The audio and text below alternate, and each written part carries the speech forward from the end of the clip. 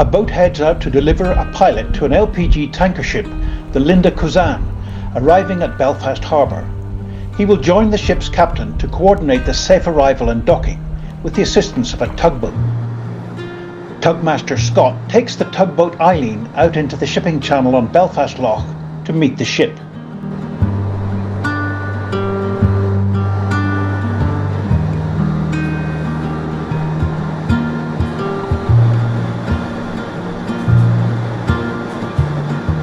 By radio, the onboard pilot arranges with Scott for the most suitable strategy to complete the docking task. Effectively, this pilot is like an air traffic controller at sea, liaising with the ship's captain and the tugboat master.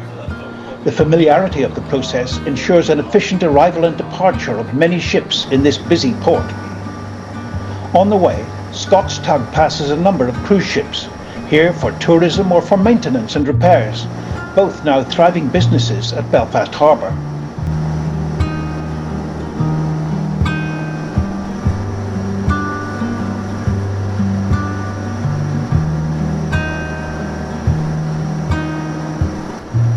The pilot boat and crew who brought the coordinating pilot to the ship are returning to the harbour. Their high-powered, distinctive orange boats are manufactured locally by Red Bay at Cushendall village, further up the coast of Northern Ireland.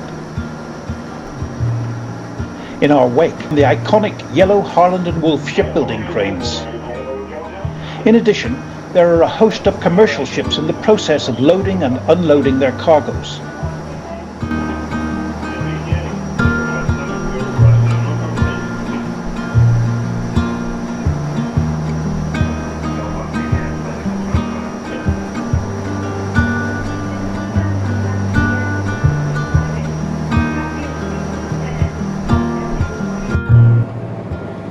Ahead we see the fixed, numbered shipping channel markers of the loch, which line each side of the safe sailing lane in and out of the harbour into the loch and on out to the Irish Sea.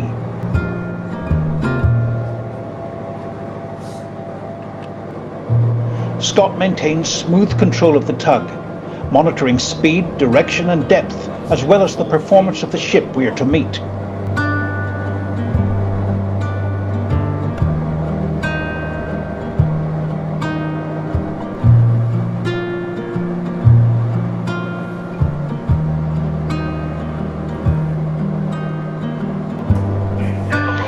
Further coordination communications are relayed between Scott and the pilot on board the ship.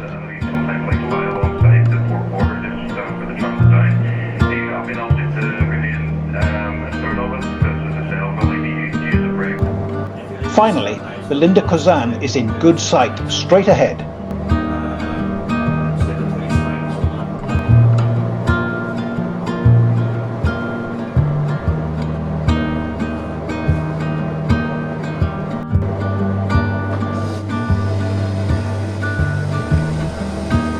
Scott carefully approaches the ship as crew member Stephen prepares the rope which will tether the ship to the tug. We let the ship pass and close on its stern so that a rope can be connected by both crews.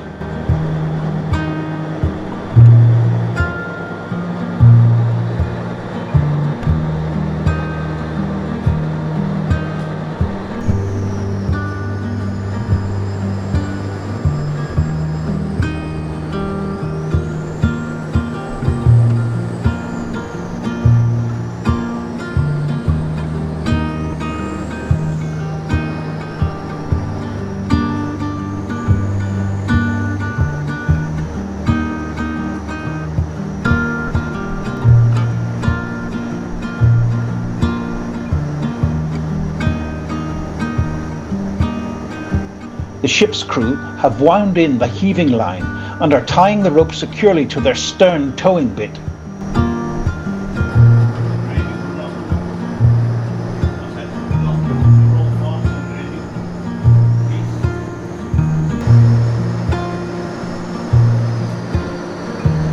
Scott maintains a close, steady proximity while liaising with the pilot.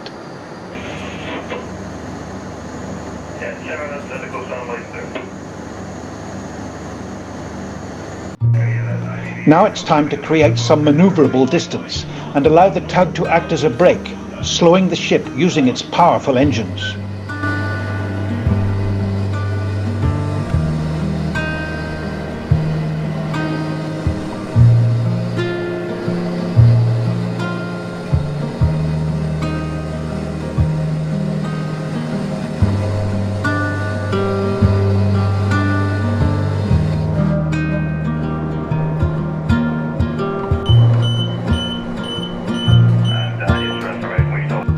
Scott manoeuvres port to starboard to port as he steadily slows the ship and keeps it on course for docking at the harbour.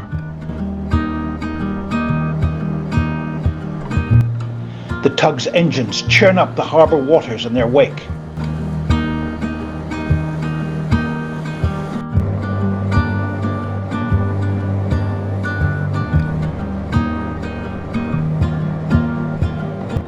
On shore, banksmen from the tug firm prepare to receive the ship at the selected dock. We pass a large cargo ship collecting hundreds of tons of scrap metal from a city merchant.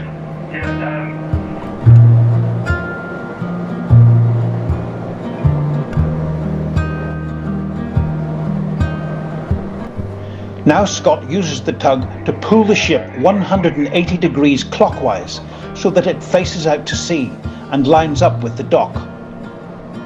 This process is tightly coordinated by Scott and the harbour pilot on the ship.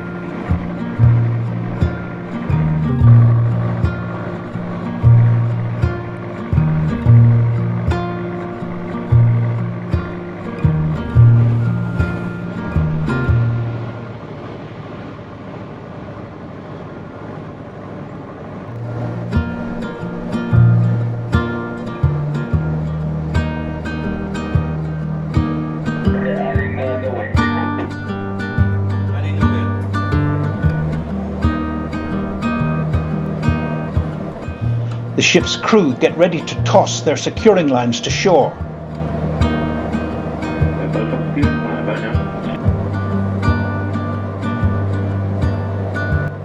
The lines are now secure between ship and shore. Next, the ship's crew release the tug rope heaving line. The towing part of the operation is complete.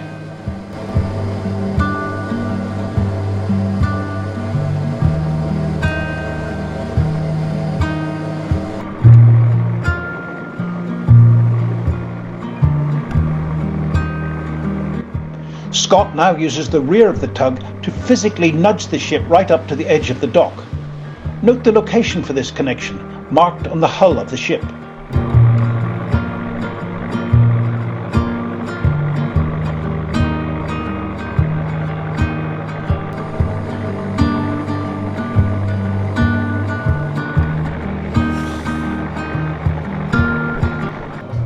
The pilot crew return to collect the coordinating pilot who is on board the ship.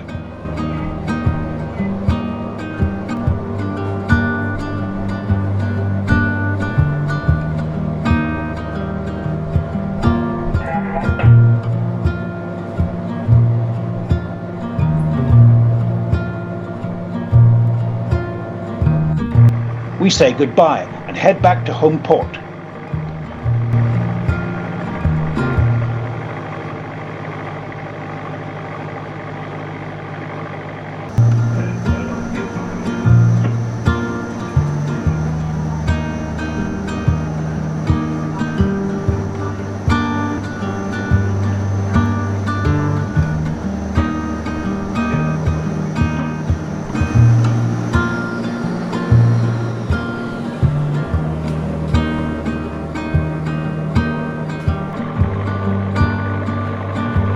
En route, Scott gives way to a freight ferry heading out into the shipping channel.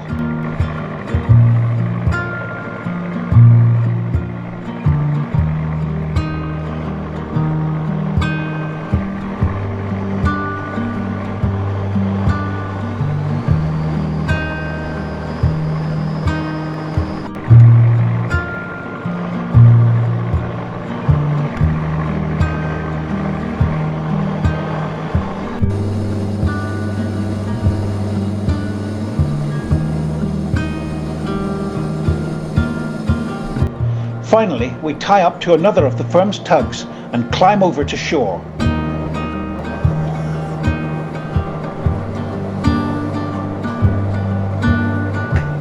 Another job well done by John McLoughlin Shipping Limited. And thanks for letting us see the whole process.